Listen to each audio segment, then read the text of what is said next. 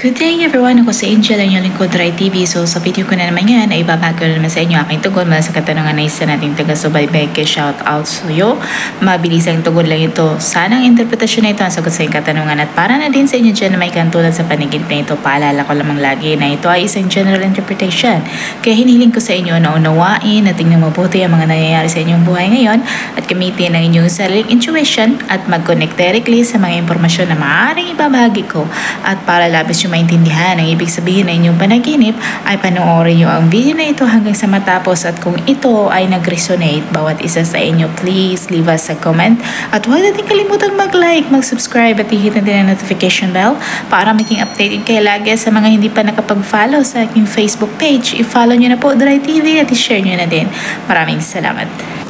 Ang presensya na binibigyan ka ng batang babae sa panaginip ay nagtuturo sa sitwasyon, magagandang bagay, and family. Ang dream symbols alludes to the fear na minsan ay nagkaroon ka ng several family members na maaaring nakadepende sa iyo at alam na ngayon na ang sitwasyon ay nabago na. Merong mga sitwasyon o problema na malabo ang tungkol dito. At i-consider mo ang aspect na ito, that is very good. At ibahagi kung ano ang meron ka na hindi masakit para sa iyo. Halimbawa, kapag ikaw ay tumutulong sa mga kamag-anak mo,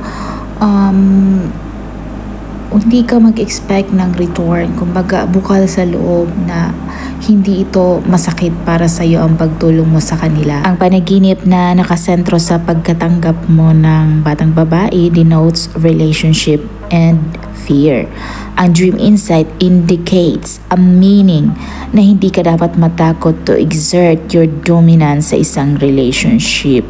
I-monitor mo closely ang sitwasyon na ito na kailangan mong bigyan ng more attention to your relationship. Sana nagustuhan nyo ang dream interpretation na ibinahagi ko sa inyo ngayon at makibahagi na din sa inyong mga opinion at katanungan sa pamamagitan ng pagkomento sa baba.